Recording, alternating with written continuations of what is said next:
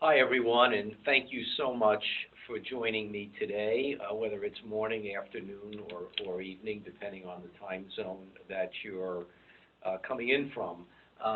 This is a presentation that I've literally made all over the world. For those of you that know me, this is an update. It's a very important period of time, and I assure you as we go through, you can post your questions and we'll get through with them. I expect the presentation to be somewhere between 30 and 35 minutes, and then we'll be able to open up and have conversation. Again, I appreciate you coming, and I hope that you enjoyed this presentation, what I hope will be many from the Center for Technology Management. And once again, the title is Evolution of Digital Disruption in the 21st Century, and let us begin by asking a question that is a very provocative one, which has to do with what's going on in boardrooms today all over the world. So what is the big question, do you think, that's going on? And I would put this from the perspective of executive meetings, board meetings of most companies that are going on around the world, or certainly should be the big question. And the answer really is, how can we anticipate the unexpected threats brought on by technological advances that could devastate our business? Indeed, we are living in a world today where companies are failing, they're going down, and they're going down quite quickly, or they're losing market share. And most boards members are concerned and need direction in terms of understanding what they need to do to avoid being digitally disrupted. The most recent ones are GE losing a lot of market share. Look what's happened to Toys R Us, and a number of others which I'm sure you're familiar with. Nobody in this revolution is immune to being attacked by a digital disruptor. And of course, another question we'll explore today is, do you want to be the disruptor or the disrupted? So let us continue. What are those typical disruptor factors? Well, let's take the obvious. Someone comes up with a new approach. Well, that's nothing new. People have been coming up with new approaches on things for many, many years. I thought a very long time ago while I was driving my car and being lost that it would be nice to be able to call somebody on a phone when I was lost. But I didn't have that option. So there's nothing new about a new approach. What is somewhat new is the digital strategies that we have today that were not previously feasible. Well, what does that mean? Well, think about this. Uber took a smartphone, they took a satellite, and they took Google Maps, and they've revolutionized the way people transportate around their places, right? How they get taxis and other things. But yet they didn't own any of the technologies that they had. So the significant piece of this is not so much the new approach, but what digital has given us, and the low cost, essentially, comparatively speaking, of entry. And as we'll see, how quickly one can put something together. So that sets the tone of our conversation.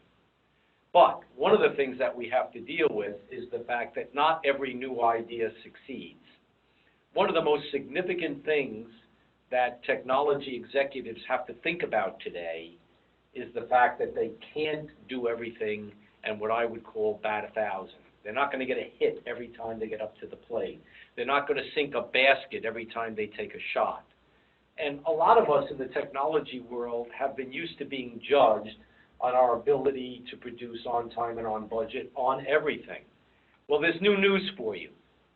One of the things that comes with the digital era is the timing and risk of anything you do. And as we'll see today, part of the themes are you're not going to get it right every time, which means you're going to have a lot more ideas than you think you need. Or you'll have a lot more ideas than those that will be successful. And the result of that, really operating in the digital world, you're going to have to spend more money. So as a baseball player who gets a hit 1 out of every 3 times, he likely goes to the Hall of Fame. This fall, there'll be new TV shows. Do you think all of them will make it? The answer is no, and neither does CBS, ABC, NBC, or Fox, or any other TV producer. So they understand that whatever they do, there is risk. One of the problems that are going on right now, and I would call it a pillow item, something you put under your pillow tonight and never forget. If you're not taking risks, you're being too conservative, and you're going to wind up being in trouble in this world. So disruption occurs when a new approach meets the right conditions. So the right solution for the current conditions are the successful ones. It's almost impossible to be right all the time. So most organizations that are being successful are sensing opportunities, they're then delivering them.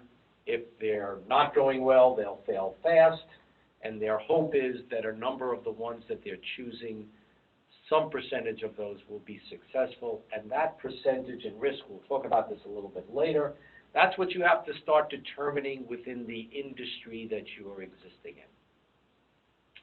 Next thing I want to talk about is something that a lot of people forgot about in Economics 101.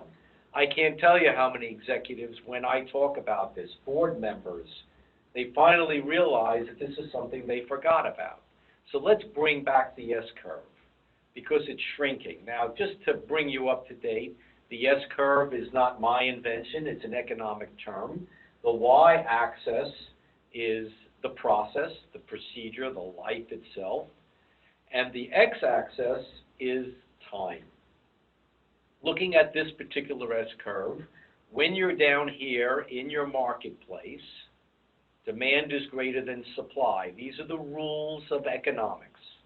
And when demand is greater than supply, price is high, markets are unstable, and you either succeed or you fail, but most importantly, most organizations will try to get a market share. This is exactly what Amazon did. They saw a market opportunity down here, they spent a lot of money, they took risks, and they captured a portion of the market. But one of the things that the S-curve tells us is no matter how good you are, at some point, if you've got a successful product, when you get to the middle of the curve, your competitors will start to come into the game. When competitors come in, demand begins to shrink a bit because supply is getting higher. What happens to price? The rest is obvious.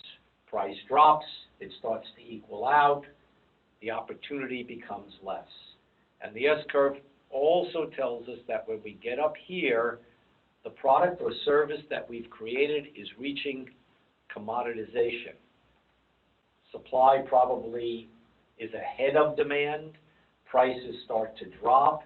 In fact, people make decisions based on price. Failure rate is almost unacceptable. So when we examine the S-curve, we see a couple of things happening. We see a change from high demand over supply to the top where supply is way ahead of demand. And we see the correlation of that within price and also what the market looks like, where it's unbalanced and growing and unpredictable here in many ways. It is extremely predictable in these areas. And if you go beyond this S-curve and you start to come down like a roller coaster, effectively you fail fast. So and you come down quicker than you go up. That's why we see a company like Nokia losing 75% of its market share in 6 months. Same thing with GE, losing a lot of market share very quickly, very suddenly. But let's take it a step forward, a further step ahead. If I were to tell you that this is the S-curve in the year 2000, suppose I tell you that that's the S-curve in the year 2010. And let's go further. This is the S-curve in 2019. What is simply happening? The X portion of the S-curve is shrinking. What does that mean? Simply that products and services have a reduced life cycle because of the continual innovation of new technologies.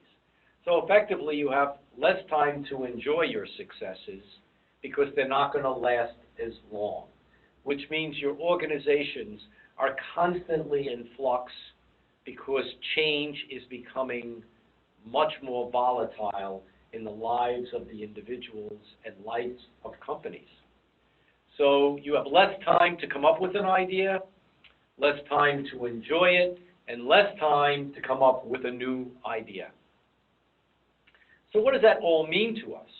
Simply put, it means that the world is changing at an accelerated rate. That's what technology is truly doing. What does it mean to you? What does it mean to your businesses? Simply that you want to look at how new waves of disruptive technologies will affect your organization. Not the ones that are already there, because if they're already there, effectively you're already behind the game. You have to look forward. What new things will happen? What new things will consumers want? You then have to take the risks to start launching solutions based on what your predictions will be. If you're at the top of the S-curve and you've done nothing, you're likely already too late. So what do great technology executives and leaders think about? How will they shift the way they provide their services? How do they look at the way they deliver it? How are they going to manage it? And most importantly, how does one measure success? Because if you're going to launch every one of them and they're going to be successful, you're likely not going to be very creative and you're not going to be very successful. Another factor, how long does it take to reach 50 million users? And I'll explain very shortly after we go through this very brief slide. Let's look at the radio. It took 38 years for the radio to reach 50 million users. And I'm going to change that a little bit in a while, and I'm not going to call it users. I'm going to call it consumers. It took the television 13 years. It took the internet 4 years. It took Facebook 3.5 years. I'm sure you see where this is going. But how far does it go? Twitter, 9 months. Instagram, 6 months. And the current record holder, Pokemon Go at 19 days. So what does this mean? Simply put, if I have a new idea, I can reach 50 million people in 19 days and likely for relatively no increase in cost using the internet. And if you've done something bad, I can also reach you in 19 days and let you know about all the things that your company has done badly and reach those people. So far, no one's beat the 19 days, but that doesn't mean that they won't. My expectation will be that somebody will break that record soon. These are not my numbers. These are coming from general research efforts that are being done all over the world. So what does this mean? Well, it certainly sends a message. How do you cope and avoid the negative effects of the digital disruption evolution? That's where we started our conversation today. So let me take a step back a little bit and talk about what kind of revolution are we going through. I originally thought it was the internet revolution. Then I thought it was the technology revolution. And I'm now positive and confident that when all this is over, people will say this was the consumerization of technology. It was the consumer revolution. The consumer is in demand. The consumer is so smart. And as a result, it's the Burger King concept. They want it their way. And they have a need for different enhanced architectures and different work cultures in order to be able to provide what the consumer wants, how they're changing their mind, and how new generation of consumers have different needs. So let's take a look at some of them. Probably the most important is the realization that speed is much more important than cost. Many of you may be living in a world, as many technology executives have, where you want to control costs and reduce them. I must tell you that this is not a good thing to be doing today. And if you're not willing to spend money, perhaps you should get out of the game. Because I can tell you, your competitors are going to be spending lots of money. But let's take a look at the first one about speed being greater than cost. What I'm really telling you is everybody wants choice. Let's take Amazon Prime. It gives you choice.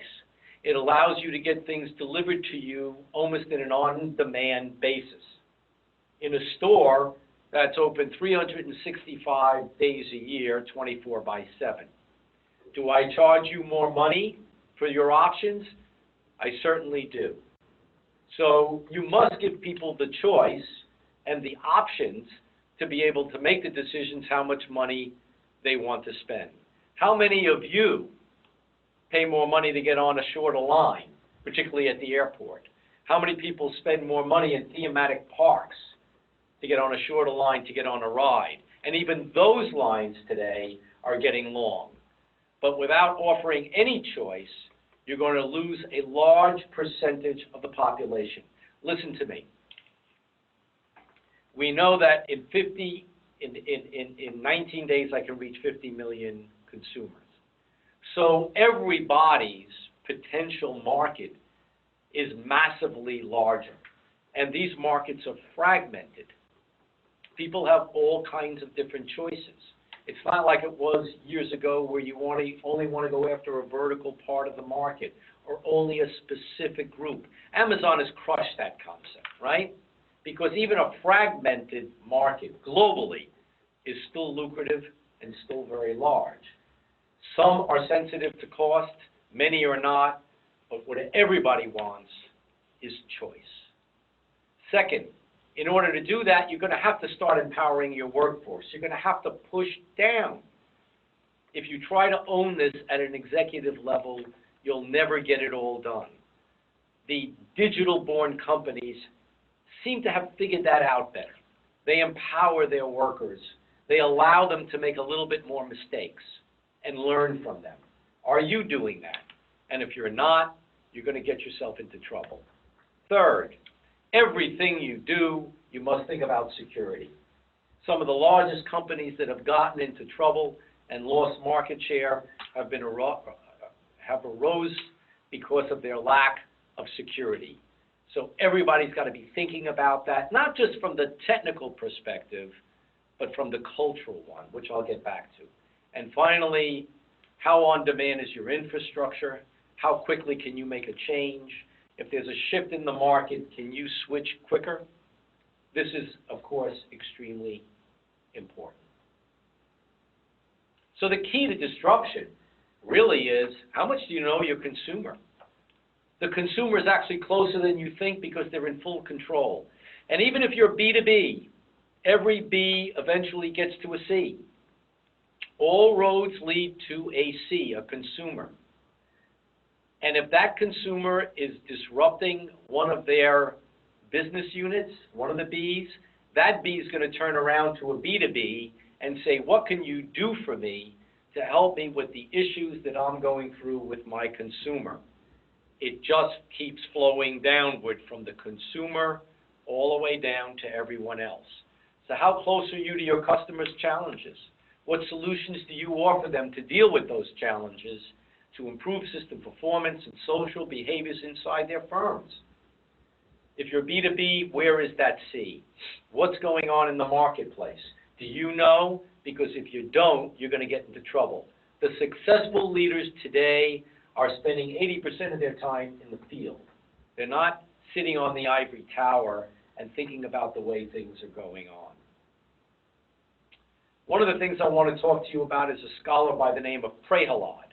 In the late 90s, he saw something that many other people didn't. Unfortunately, we've lost Prahalad. He was a professor at Michigan University, University of Michigan, and he put together this concept of thinking global, but yet acting local. That may seem like an oxymoron, but let's take a look at the house of innovation that 20 years ago he saw that no one else saw. Look at this clearly and closely. Most of us in the technology world have always focused on the technical architecture of our firms, all right? That's the infrastructure. That's what we did. We produced systems, people told us what they needed, and we produced them. But what Prahalad saw before his time was this thing called the social architecture of the firm. And indeed, what we're seeing today, even though we're producing infrastructure, we're not producing the digital type people, the cultures, the way people do things in their firms. I'm going to come back to this because if I'm a technology leader, I want this piece of the pie. This is a very important piece. This is leading the company into a social mindset, culture. Okay? So that's the first thing that Prelog did by this new house of innovation. He foresaw that a key part was going to be winning over the culture to become a digital type organization. But he did something else. And this was N equal to 1, R equal to G. N equal to 1, R equal to G. What does that mean? What Prelog foresaw was that every consumer wants a personalized experience. They want to be treated like an individual. Just like you get on your Apple phone or your Samsung phone, you want to configure that phone the way you want it, the way you want to live it. And so my first question is, does your organization treat everybody as an individual? Because if they don't, that's the first step in having problems. But what Prelog realized that in order to be N equal to 1, R had to equal G. Your resources had to be global. N equal to 1, R equal to G. Ask yourself after this presentation, how N equal to 1 and R equal to G is my company? Not too long ago, I was working in the middle of the night. I wanted to get on my bank account and transfer some money. I got on, I couldn't transfer it, there was a problem, and at 3 o'clock in the morning, I called the bank. What's my expectation? That they're available. And they were, but not in the United States. So this is a case where I want to do banking at 3 o'clock in the morning, and my expectation is that when I have a problem or a question, somebody's available to meet that demand. And what Prelog is saying here, yeah, you got the technology, but do you have the philosophy, the behaviors inside your company to make N equal to 1 and R equal to G? If you look at the retail market, it doesn't take long to see how many of these stores and other organizations simply don't get it, but the others do.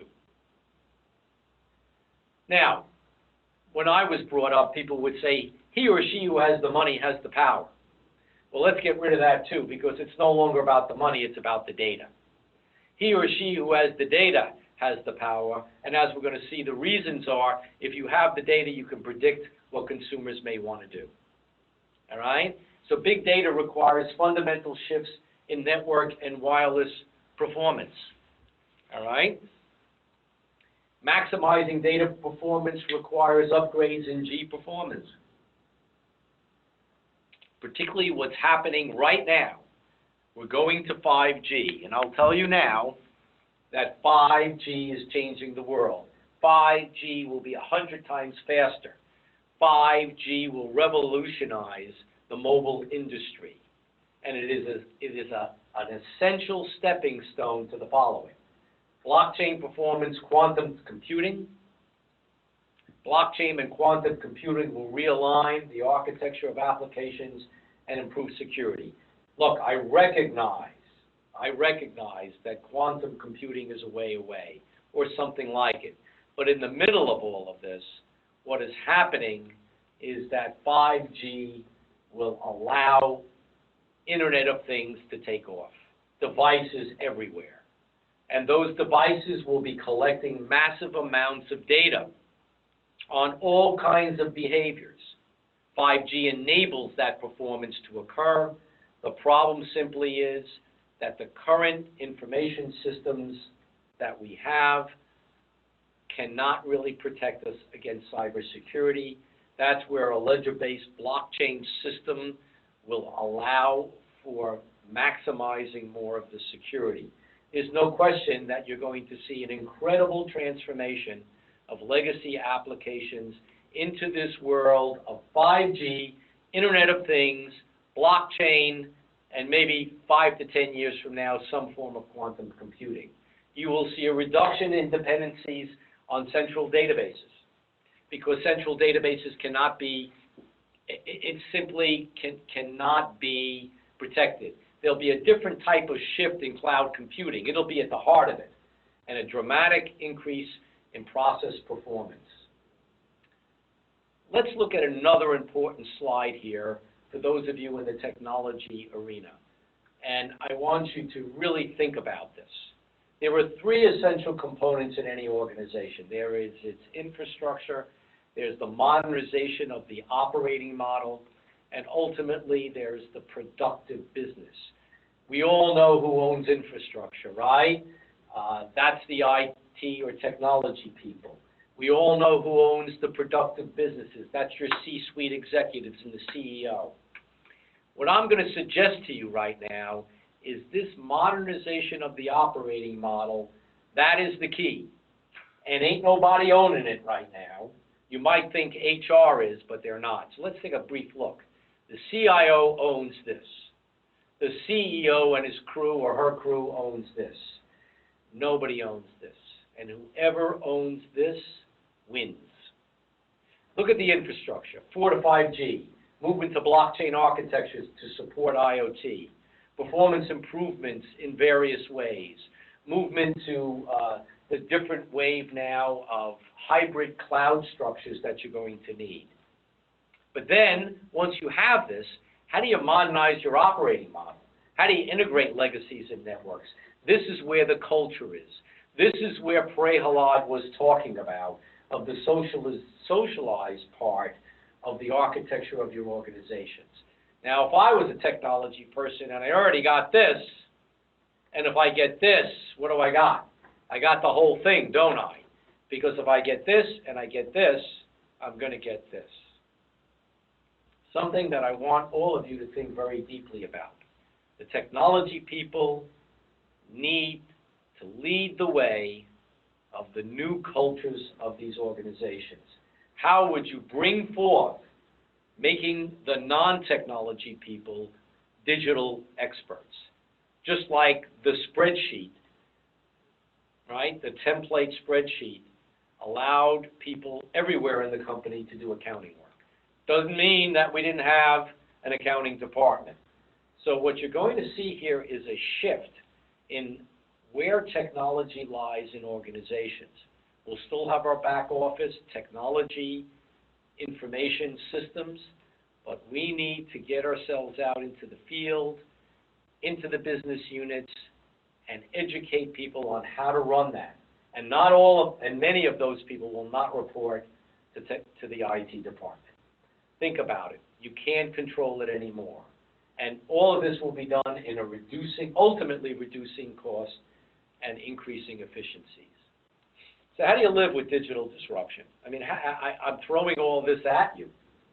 One, how do you perceive new threats?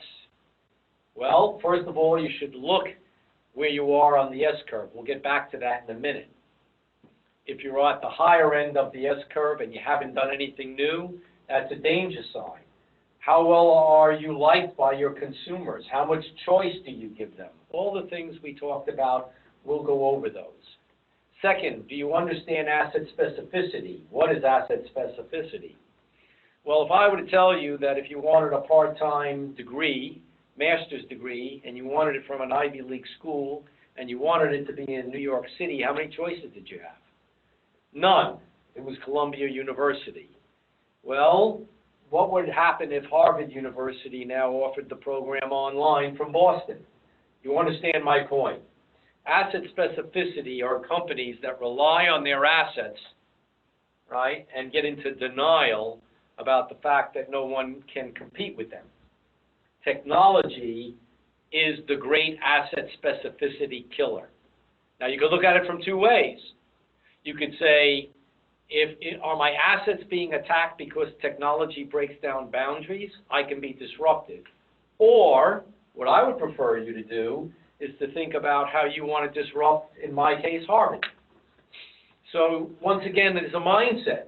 I can use technology to effectively change market share because I can invade the assets of my competitors, particularly when it comes to location assets. Okay, do you have a consumer risk model? And as we're going to see, that risk model must be company-wide. If you have no risk, that's not good. Where are you on the S-curve to begin with? Do you know? Do you carry that around in your pocket, as I would, and say, where am I on the S-curve? Maybe you can't be absolutely sure, but you certainly want to keep track of that. How agile is your organization? How easy can you go in and make changes? Something we'll talk about in a short period. How do you incorporate multiple generations of thinking? If you look at most organizations, the executives are baby boomers. The Gen X's that are running the line units are probably Gen X's, right? And the people that are coming in are the Gen Ys. You put those three together, what do you really have? I'm at a HR conference today that we're running, and I can tell you most of the HR executives that are here today are very concerned about how they're going to figure out how to bring together and integrate those three generations. They're very, very different and very important. Can you re-envision your customer? Where would your customer be tomorrow, weeks from now, years from now? Again, very, very important. And those organizations that see it better are going to win. So let's look at some of these in more depth. When you look at a consumer risk model, you have to look at risk management principles, identity analysis.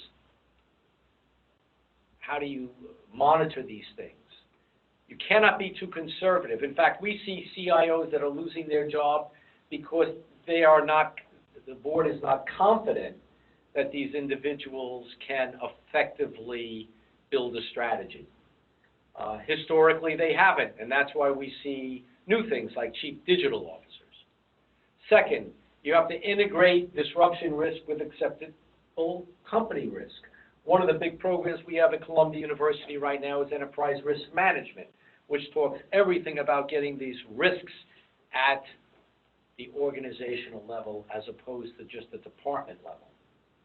And then finally, you need to calculate a rate and create new independent organizational structures. I'm going to talk about this later. You can't necessarily just change the way everything is done in your legacy operations. What people are, they create centers like we do in the university, or they create labs, as we call them, innovation labs, or maybe they're investing in startup companies with options to buy them. All of these things are intelligent ways to think about moving ahead with some type of strategy. So let me be a student of my own profession or my professorial things that I'm doing. Here's my best guess at the next S-curve for what's going on. The next 5 to 7 years will be the early stages of research and development on blockchain, IoT, quantum, new kinds of cloud structures. And the early adopters will spend lots of money, take risks, and if they're correct, in the additional 5 years, they will have an advantage over the multiple competitors which will inevitably come in. So it's 10 years of competitive alignments, opportunities to adopt to new things, take advantage of 5G. But after the 10 years, what happens? Network communications, blockchain, quantum, IoT, they'll begin to mature. And hopefully there'll be a new S-curve coming. So the question I have for all of you out there, where are you on this S-curve? Am I correct? I don't know. I think so. Are the years exactly right? I don't know. But I would say to you, over the next 15 years at least, you're going to have a transition into these new architectures. And remember this, I'm sure all of you remember the ERP transformations. They took 20 years to get all of these disconnected systems connected under one or distributed databases. What do you think this will take in order to take those legacy systems, rearrange them, get them onto types of blockchain and cloud structures? It's going to take a long time. You have an opportunity now to jump on this and get your competitive advantage. If you start here, you're at a disadvantage. And if you start here, you're going to fail. How do you create agile organizations? Well, some of my theories is that technology is a dynamism. It's not like, in the middle of every month there's a new technology, or it comes out quarterly. The problem here is that we don't know. And that's why I look at technology as a dynamism, because we don't know when it's going to happen. And what is this doing? It's creating something that I've called in research responsive organizational dynamism, which basically says what you're really trying to accomplish is to create an organization that can respond to the dynamism of technology. When a new technology comes out, who handles it in your company? Who makes a decision? How quickly will you do that? And if your answer is, I don't know, that's a problem. Another thing to really understand is that it's not natural. I've never seen a research article by any of my colleagues that says organizations like change. So you have two forces coming against each other that are not natural, right? Something that's unpredictable being met by people in organizations that demand predictability. An interesting situation for sure. So here's another diagram of what I'm talking about. Technology on a regular basis creates all of these opportunities, some good, some bad, maybe some that are good but not at the current time. And your organization inside this box has to make a decision which accelerates events that require different infrastructures and organizational processes. And the outcomes are in two areas. One, people have to say, is this new technology of strategic importance, and can I integrate it? And I'll tell you now that that is the process portion of the decision. Can we put together a flow chart that would say, this is how we're going to implement this technology? And you know what? We're pretty good at that. We'll put together these flow charts, and we'll show how this technology might be used. Hopefully we could do it quick. You may recall when I said to you that you have to empower your workforce. You've got to move quickly in these areas. So I'm pretty confident here, and I'm very unconfident here. Because it's one thing to know how to do something, it's another to say that I can assimilate it in my culture. All right? And where you're seeing the failures is not necessarily because they missed it completely. They saw it coming, but they couldn't implement it fast enough. They couldn't change the behaviors of the people inside their organization. Once again, you have this. If you have this, and you could lead thy way, that's a very powerful combination. And what do we know as of today? HR has not gotten their arms around this, and I'm not sure they ever will. They may not be the right organization to take this on because everybody's talking about talent acquisition. What kind of talent can I bring in, and how can I transform the talent that I have? Think about it. Let's get back to the integration of these different populations right now. How do I integrate the millennials, the Gen Ys? They possess entrepreneurial attributes that fit well in a digital-driven business world. They're technology savvy and creative. They're well adapted to mobile work environments. And their non-conformant attitudes tend to drive change. Now, they have a lot of bad things about them, too. But you need these individuals to be integrated into the workplace. And it's important to begin a program in which you can identify how, and this is the word I'm going to use, how do you assimilate this population? Because I can tell you now, and it's beyond the time that I have available, in the research that I've done, the millennials will be stepping into management positions far quicker than their predecessors. I mean, you have people who are baby boomers who have waited in line, may not have had a lot of degrees, to Gen X's that are line managers that have MBAs and all kinds of degrees but still waited in line. And now we have Gen Ys that don't want to wait in line at all. But yet you all need each other. And now, for the first time on our campuses at Columbia this year, the Gen Zs turn up.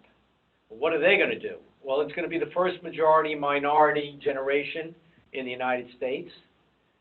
Only 48% will be expected to identify as white by 2026.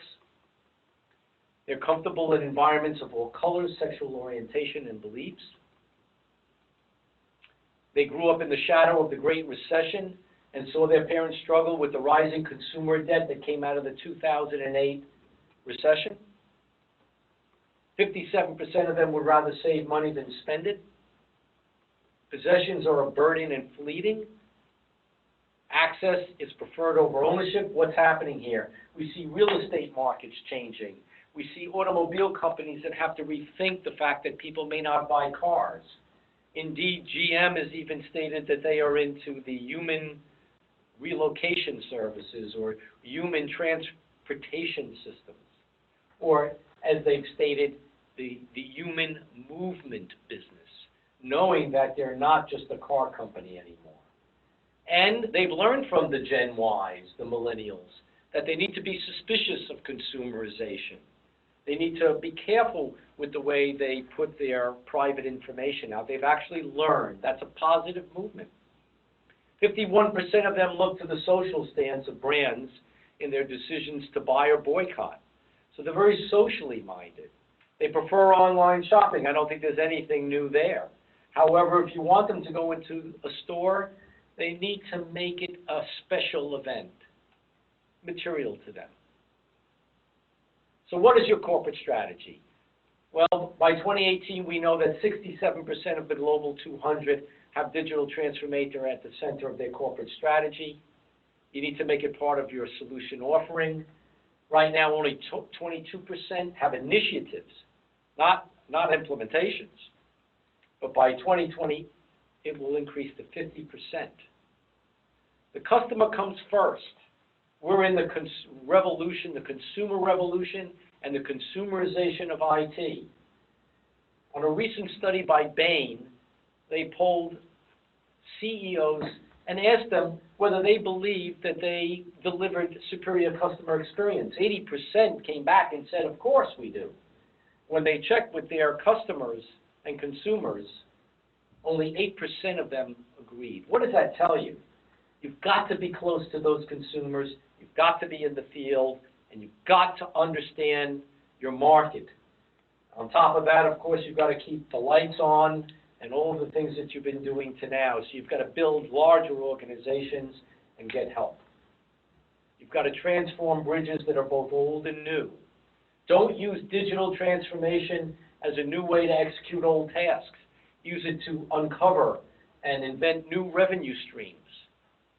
Create that innovation lab that I talked about and make it a business goal for your people to begin to move in those directions very, very quickly.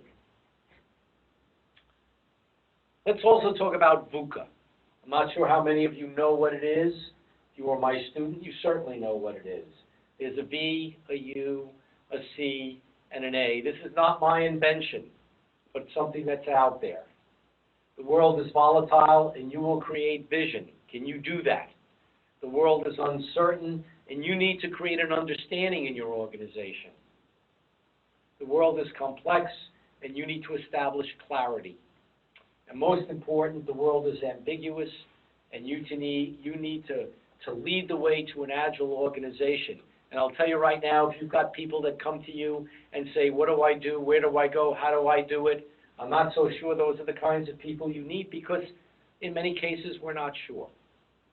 And what great leaders are, and once again, if you come to Columbia to our program, I will tell you how to do this. It's important that you associate VUCA not generically like you have up here on your screen, but that you relate it to the specific of what that means to your organization. What is volatility in your organization? What is the uncertainty factors? What is making things so complex, and why are we living in an ambiguous world? Look at your company and say, what are the meanings of those? And if you can bring that forth to the culture in the organization, it makes it easier for them than talking at too high level. People do better when they can relate things clearly to their own worlds. So what is the law of disruption? Number one, it's an uneven and unfair thing. Technology is moving ahead on an exponential basis, versus the legal systems and social systems and economic systems are lagging further and further behind. If you look at GDPR right now, I've spoken about this in Europe. Okay, it did some good things, but it's not going to solve our problems of security at all. Unexpected and unintended phenomena are natural byproducts of everything that's going to happen.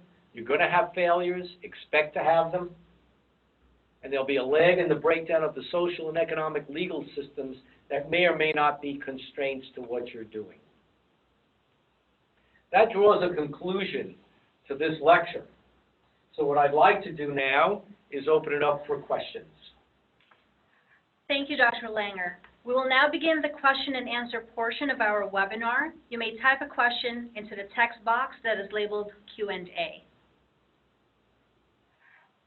Question number one, can you comment on the effect of digital transformation on smaller economies, such as developing countries? Do you feel this will increase the digital divide?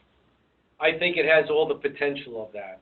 And one of the things that I've been doing, my work, as some of you know, in the area of underserved and socially excluded populations, is that they may fall further behind. That said, there's an opportunity to develop those nations because they don't have the legacy systems. So one of the things that we know China is looking at is Africa, and underdeveloped countries can be great places to invest in if their social structures and their political structures are safe enough to do it. So there's good news and there's bad news.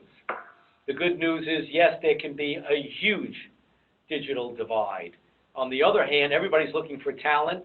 Everybody's looking for alternative sources of that talent and opportunities to reduce cost. And they're there in front of us if we are wise enough and willing to take some risks to invest in them. Inevitably, my belief is that both of those situations will occur, both good and bad. Okay. Question number two. Are there degrees offered now in digital transformation, and are these taught by the business or engineering departments in general? Generally, no, and of course, I don't want to love myself, but we have an executive master's in technology management at Columbia that does all of these things, and we have the combinations of people who are in the field and have credentials academically. They are applied people, like a Craig Couillard, who has a PhD and is the global CIO of Omnicom. Those are the kinds of people you need to be taught by, and we participate with the engineering and business schools from a theoretical perspective, which is valuable. But you need the two to get together to actually have an applied program that is up to date with the challenges that people are going through in their companies. That's my opinion. Next question. You addressed a lot around organization and culture. How would you convince C-suite to spend dollars into innovation, especially if you're a legacy-loaded organization? Well, I think you need to first give them this presentation, and the realities are there. Either you change and evolve, or you're going to go away.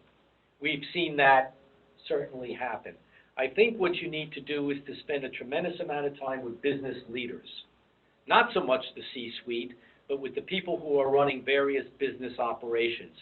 They are your friend, because if you can work together with them, they will generate the requirements to the C-level executives to get this stuff done. And if you're a C-level person now and you're not spending time in the field, shame on you.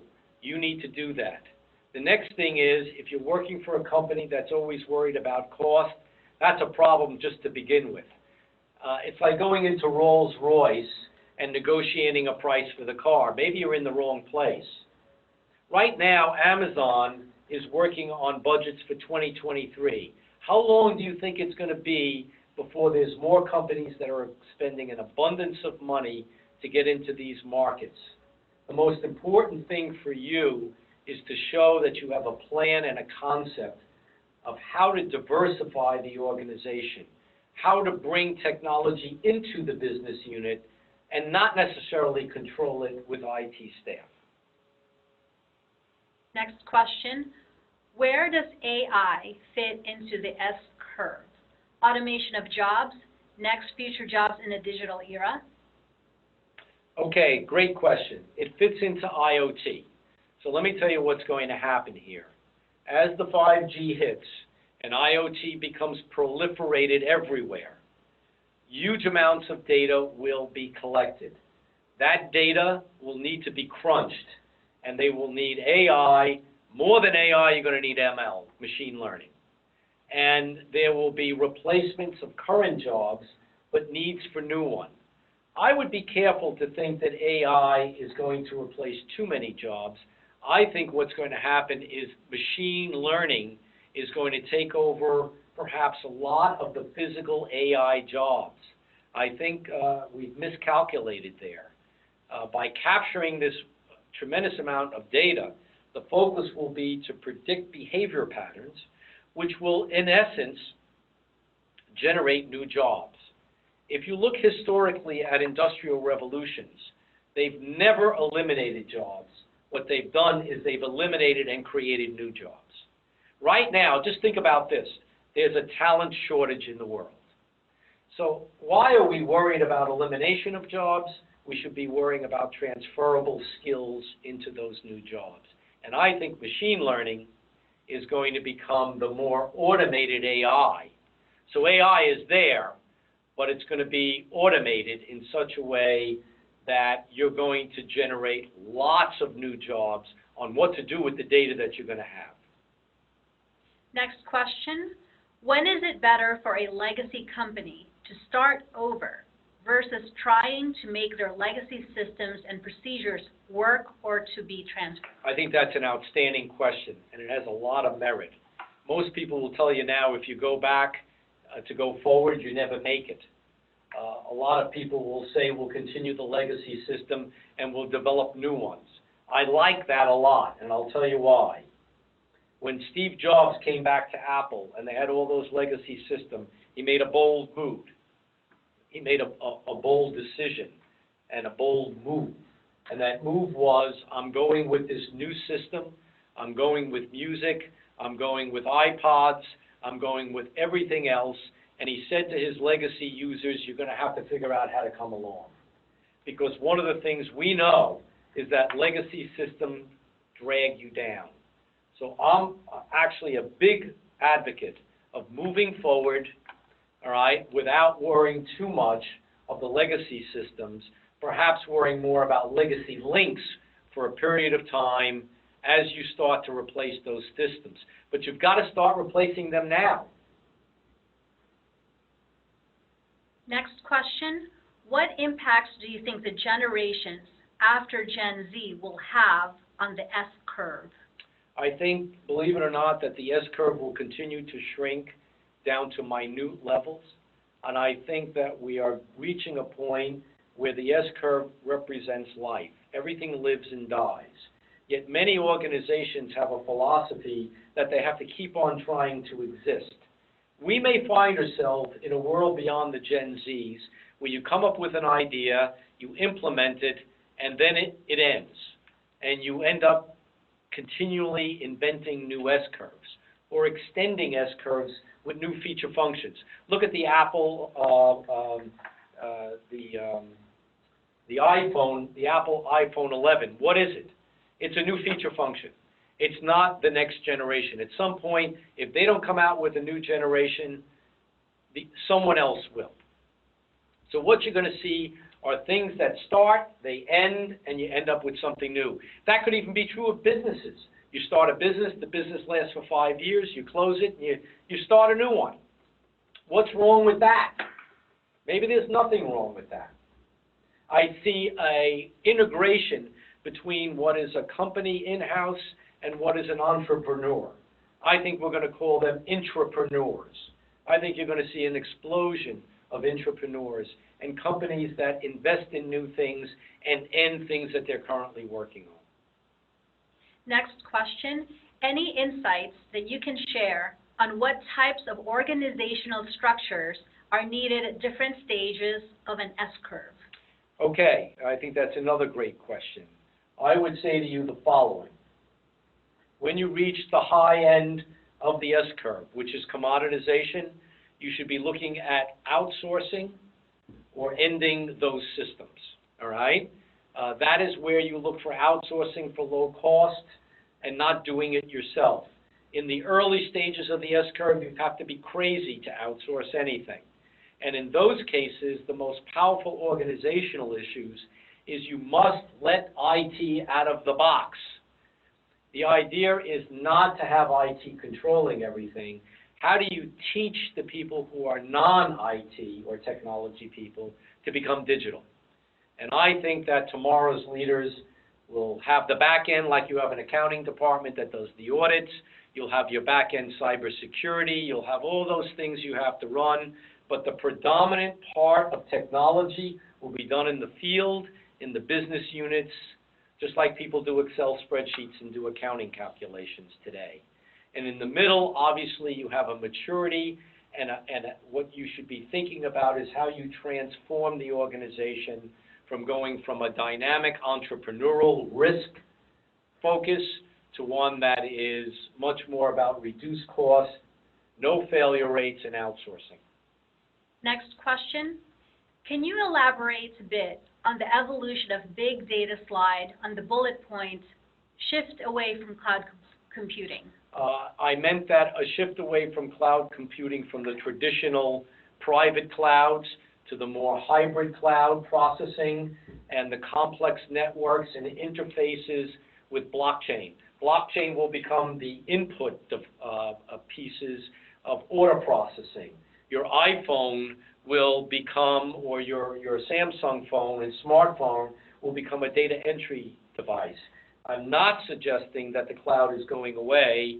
It's going into a whole new generation of understanding.